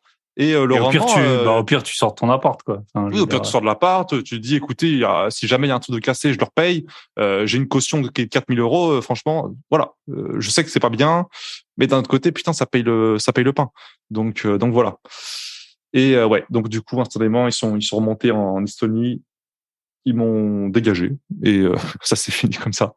Et du coup, j'ai un appartement qui est beaucoup moins bien puisque j'ai juste loué un truc en speed pour bouger tout. J'ai rempli le Cayenne de toutes les affaires qu'il y avait. J'ai chargé le Cayenne Turbo.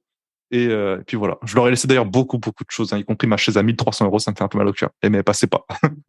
c'est pas dans Ça finit là-dessus. Ok. Et tu peux nous donner un ordre d'idée de combien ça, genre un mois où tu n'étais pas là, combien ça rapportait? Franchement, on était loué, je pense. On n'était pas loué de fou. Je pense qu'en moyenne, on était loué la moitié du mois. Donc c'est simple, tu fais 250 fois 15, ça fait 3750.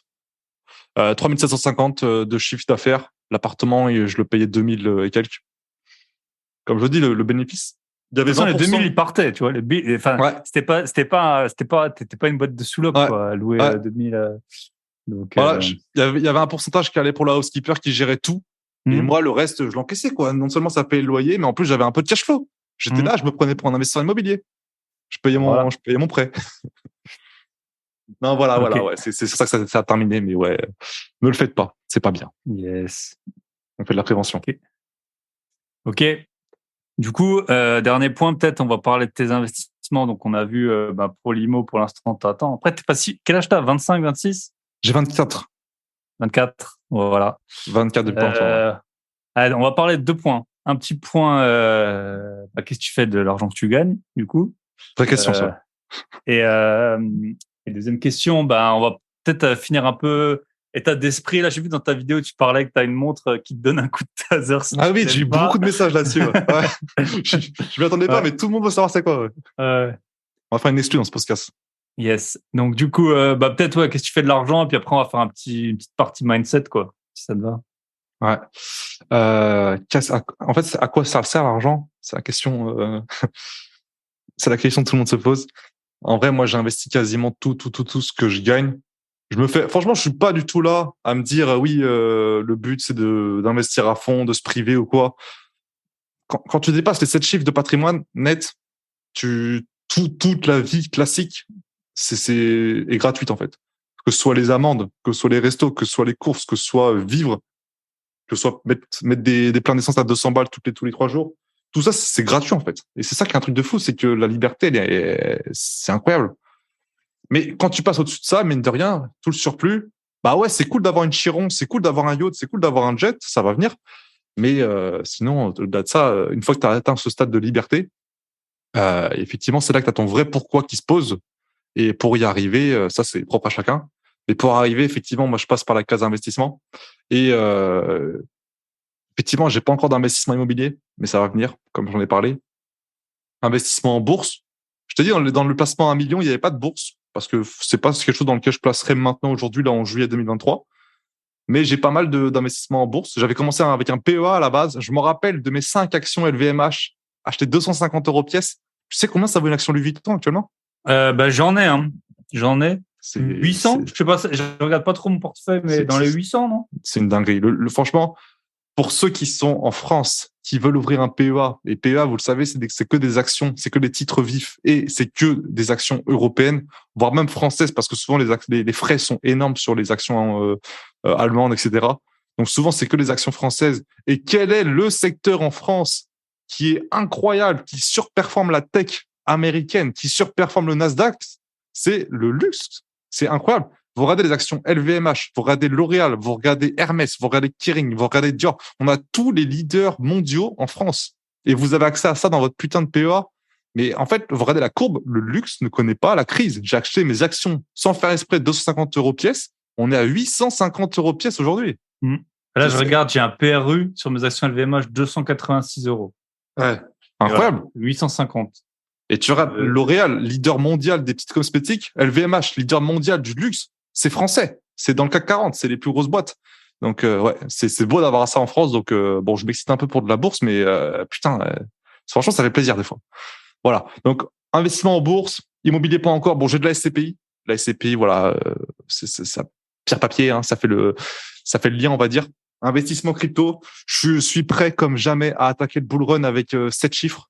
On est chargé comme jamais. Je pense que c'est maintenant que ça va jouer, hein, parce que ça va être, pour moi, ça va être x3 minimum. Comme je l'ai dit dans ma vidéo, il n'y a pas de Bitcoin à 1 million ou quoi, ça c'est des conneries. Mais on va pouvoir aller chercher, je pense, entre 90 et 140. Ça me paraît pas déconnant. On va pouvoir aller chercher, si ça se passe mal, un x3 en fait. Si ça se passe mal, on va aller chercher un x3. Donc si on la joue bien, vous le savez, à chaque fois, la crypto, quand il y a un bull run, le Bitcoin il explose. Et ensuite, l'Ethereum explose. Et ensuite, tous les alts explosent les uns après les autres. Si on joue bien, on peut se faire un x10. Et donc, ça, attaquer le bull run avec une somme à 7 chiffres, putain, là, ça peut être life changing. Là, ça peut être très, très sérieux. Donc, moi, je vous invite, et c'est mon message principal, c'est de faire un maximum de cash cette année. C'est maintenant que ça se joue, parce que là, faut être très, très sérieux en crypto, parce que vous pouvez vous faire une vie de salaire quand ça va péter. Hein. Ça sera pas en août 2023, hein, ça sera pas dans 2 semaines. Hein. Mais vous avez le temps de le préparer. Tout le monde est au courant maintenant. Vous étiez peut-être pas là en 2013, vous étiez peut-être pas là en 2017, peut-être pas là quand ça a pété en décembre d'il y a 2 ans là, mais putain, soyez là au prochain quoi. Voilà. Donc crypto. Et après, j'ai d'autres investissements un peu plus, comment on va dire, que ce soit dans les montres, que ce soit dans des projets crypto. Comme Alex Baker le disait, un youtubeur, enfin pas que youtubeur, c'est plutôt sur le côté qu'il est youtubeur, mais un mec hyper inspirant, hyper intéressant sur YouTube.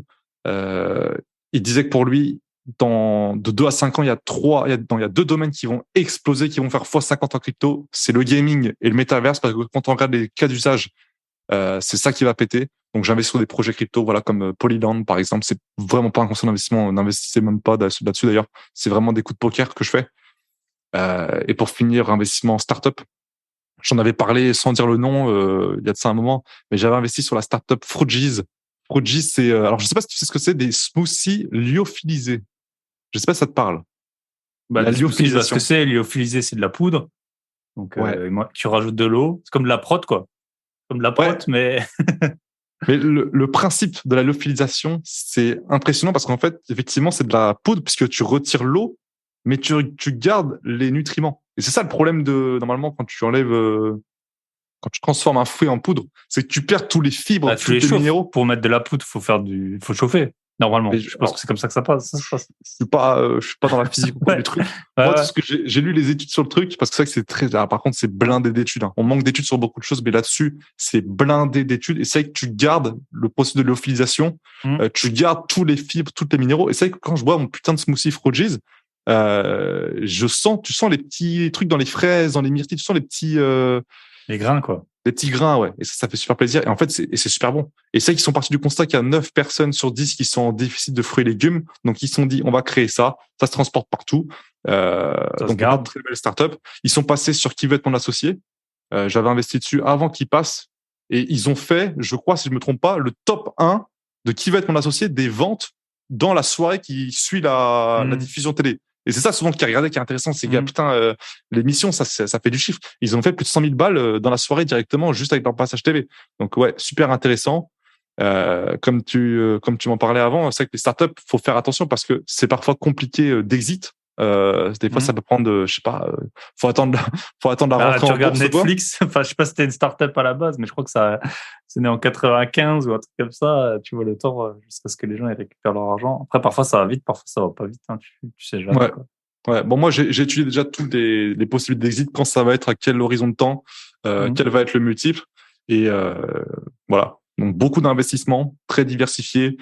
beaucoup d'entrepreneuriat. J'aime pas dire que je suis entrepreneur et investisseur. Bon, ça fait un peu bateau, même si Mais c'est le maintenant, cas. tu gères 10 personnes, donc tu es un vrai Disons, entrepreneur, tu vois. C'est dis- pas juste que, c'est pas parce qu'on n'est pas salarié enfin, il y a entrepreneur et entrepreneur, quoi.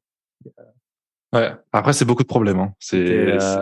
Toi, tu as eu 3 Russes entrepreneuses dans ton Airbnb. Ouais. Et franchement, elle gagnait plus d'argent que Elles moi. devaient bien gagner leur vie pour que tu te fasses griller, hein, parce que je pense que sur OnlyFans, tu dois aussi avoir beaucoup de gens Mais, qui vendent rien, quoi. Donc, mais là, je crois que la vidéo qu'elles ont faite sur le site qui commence par un P et qui finit par un B, le nombre de vues était astronomique. Hein. Ah, mais c'est grâce à toi. Elles t'ont mis en tag. Hashtag UDEC. On voyait mon poster du jeu de Wall Street dans la vidéo. Tu l'as vu la vidéo? Tu l'as retrouvée? Oui. Voilà. Oh, je dirais pas de titre. Trop bien. Ok. Voilà. On peut faire la dernière partie. Je pense que c'est intéressant parce que voilà, on n'a pas tout à fait le même âge, on a la même ambition, les gros bifetons. Mais du coup, ouais, peut-être t'es beaucoup dans pour être en forme, tu t'instaures un peu une discipline. Moi, je suis beaucoup Yomi sur les réseaux là. Et du coup, lui, il est aussi, je crois qu'il a 26 ans, il est aussi dans son sommeil, les compléments, et tout ça, être en forme et tout. Peut-être tu peux nous raconter un peu, en dehors de tout l'aspect business, peut-être voilà, comment tu t'organises, quels sont les bienfaits de la montre Taser, des trucs comme ça. Alors présenter comme ça fait pas rêver. Hein. Surtout si tu dors avec ta copine, tu sais, t'as ton bras sur elle là. Ça y est, elle se fait taser. Après, il faut expliquer ça aux flics comment elle est morte dans ses relous. Alors, je vais faire. Tu vois trop les gros titres. Clément qui louait son appartement à, tu sais, tout de suite le gros truc, voilà, à des fins pornographiques.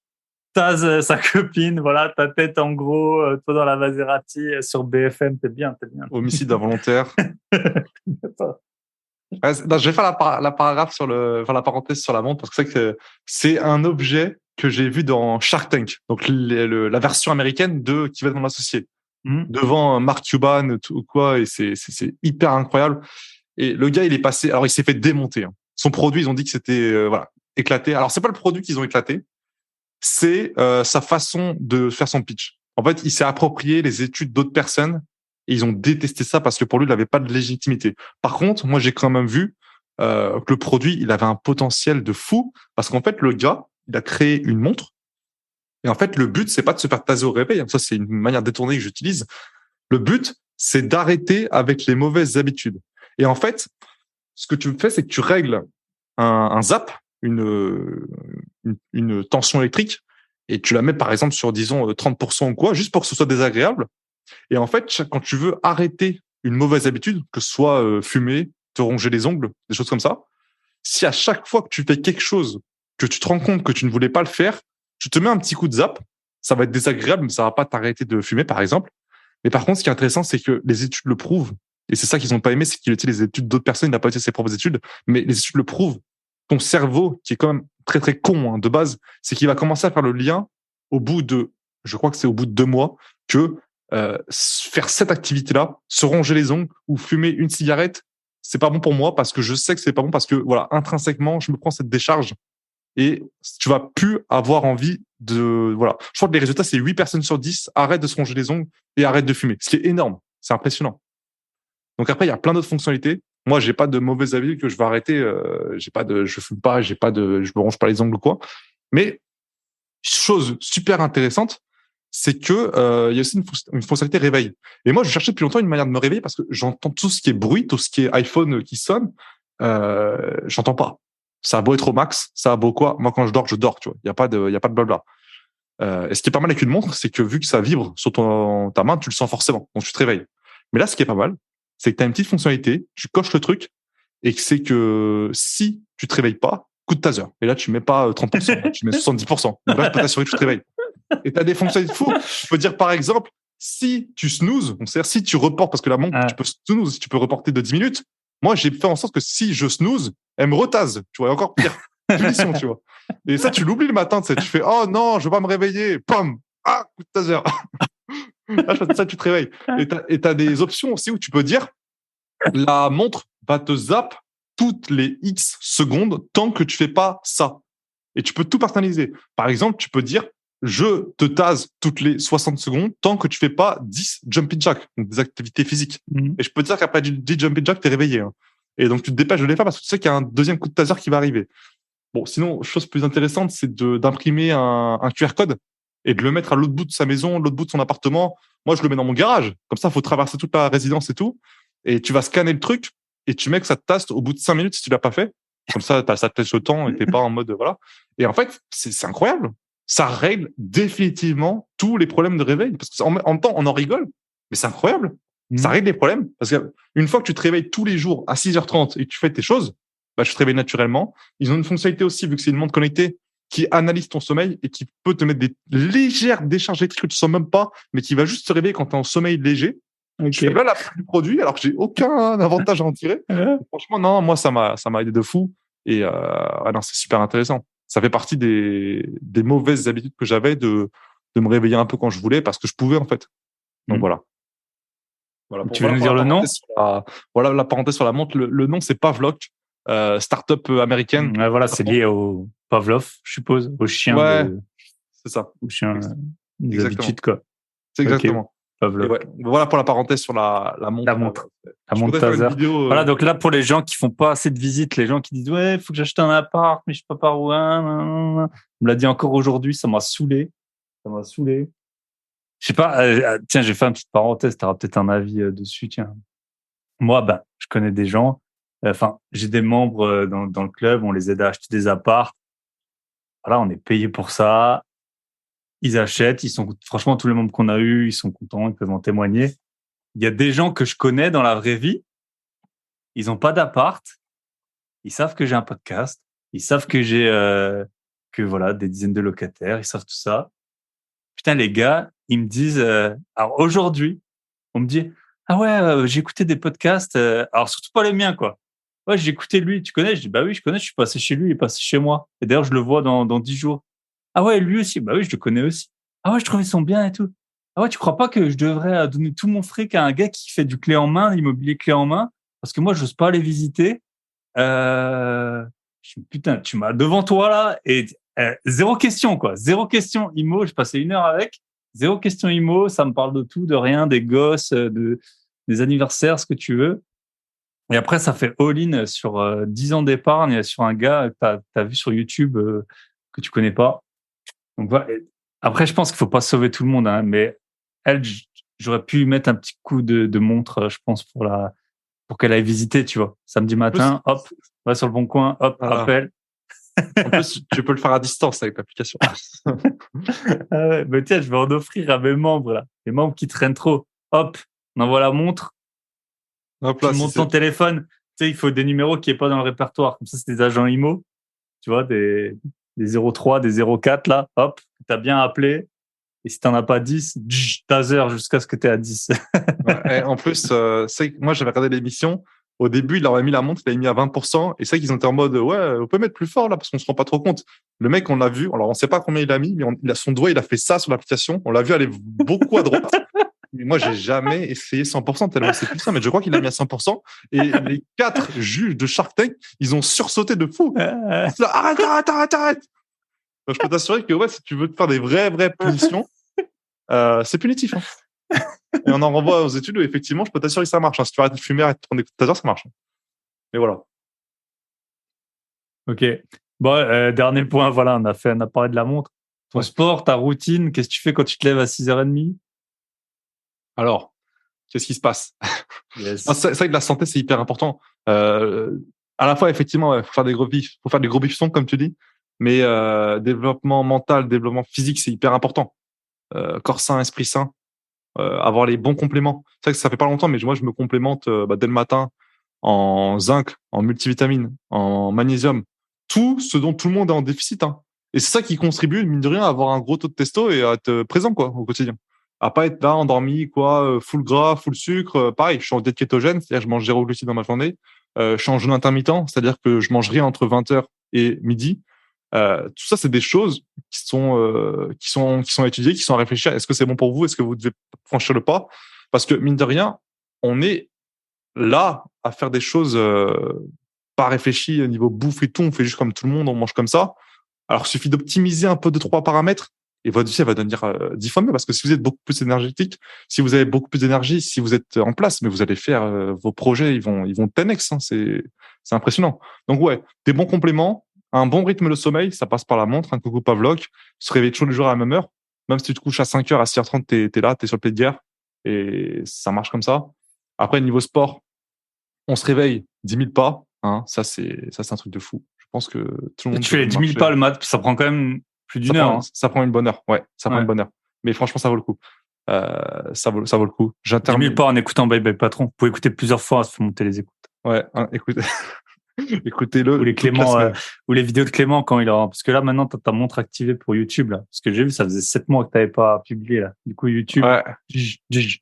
Voilà. S'il n'y a pas de vidéo YouTube toutes les semaines, coup de taser. Mais okay. Ouais, franchement, ouais, marcher. Après, le soir, on passe sur le sport, que ce soit la salle, que ce soit la boxe, que ce soit de l'activité physique, hyper important. Et après, ouais, bonne nuit de sommeil. On se laisse toute la journée pour développer nos projets et je pense qu'on a fait le tour. Hein. Et pour le mental, c'est le sommeil, la marche, les quelques compléments. J'ai testé pas mal de compléments qui boostent un peu, tu sais, un peu comme des Red Bull, mais des trucs un peu sains. Je vais pas citer de marque ou quoi. Franchement, j'ai rien trouvé de bien concluant pour que ce soit à la fois bon pour la santé et à la fois utile. Le top, c'est juste d'optimiser sa diète. Comme je le dis, moi, diète keto, c'est-à-dire que j'ai arrêté les gros plats de pâtes, j'ai arrêté les gros plats de riz. C'est-à-dire que je mange juste ma dose de protéines et je mange énormément de légumes. Et t'as pas ce coup de mou à 14 ans, t'as pas ce coup de mou après tous tes repas. Surtout que moi, je suis 1m93, je fais 90 kilos. Si je veux maintenir mon poids, faut que je mange 6 fois par jour, faut que je mange une quantité de glucides astronomique. Voilà, c'était aberrant, quoi. C'était compliqué de maintenir quelque chose. Il fallait qu'en fait, je compense avec 15 000 cafés et 4 Red Bull pour pouvoir être en vie, être présent. Mais ouais, donc du coup, c'est ça. Bonne diète. Franchement, posez-vous une journée sur votre diète. Comment optimiser ça? Parce que mine de rien, ça va changer votre vie. Ok, top. C'est un bon mot de la fin. On se revoit dans un an? Je crois que oui. On va se revoir dans un an. Il y aura plein de nouvelles choses. Plein de nouvelles choses, plein de nouvelles vidéos. De ton gré ou à ton insu. Ah tiens, on salue tu sais que t'es le seul invité qui m'a fait une sorte de mini bad buzz. Je me rappelle, c'était quand j'étais au salon de Limo, là, il y a un gars, il a commencé à me saouler. Bref. Voilà. Très marrant. Très marrant. Mais voilà. Bah, écoute, Clément, ça m'a fait super plaisir de t'avoir, de voir que ça continue, voilà, que t'es en forme et que, voilà, le business continue. Bientôt Limo, dans un an, du coup. Ouais, on va attendre d'avoir les beaux bilans et on va attaquer Limo très sérieux. Les 3 bilans, on va attaquer Limo très sérieusement. On va essayer de scaler ça très vite, de pas, on va sauter la case parking, on va sauter la case appartement, on va sauter la case. Je pense qu'on va directement aller sur les très gros immeubles, les gros hôtels, enfin voilà, plusieurs millions. Ça, je pense, que ça va être hyper intéressant à parler de ça. Et ça me paraît fou de me dire que dans un an, quand je vais regarder mon agenda d'aujourd'hui, ça va me paraître bidon, quoi. Parce que je te dis que je regarde l'agenda d'il y a un an, j'étais déjà en place, j'étais déjà millionnaire. Mais putain, je regarde mon agenda, c'est écrit aujourd'hui, il faut que je remplace les shots. C'est pas sérieux, tu vois. Donc ouais, ça me paraît fou de dire que l'agenda, c'est un truc de fou. Comment c'est niveau gratitude, c'est hyper puissant. Hein. Comme dit PNL, les mains faites pour l'or, mais elles sont dans la merde. C'est toi qui faisais des punchlines sur les rappeurs des tops. Ouais. Je me rappelle. Yes. Donc voilà. Ça marche. Allez, bah écoute, je te souhaite une très bonne soirée et à bientôt. Ciao. Allez, ciao. Et voilà, on arrive au terme de cet épisode. Si vous voulez vous transformer en machine à gros billets ou nous rejoindre sur le podcast privé, tous les liens sont dans la description. Pensez à partager à un ami qui a du mal à se lever le matin. L'histoire de cette montre, ça devrait forcément lui sauver la mise et pourquoi pas faire de lui une machine de guerre, une machine à gros billets. Je vous souhaite une très bonne semaine et on se retrouvera la semaine prochaine avec très probablement un épisode plus orienté sur l'immobilier. Bonne semaine à tous, bye.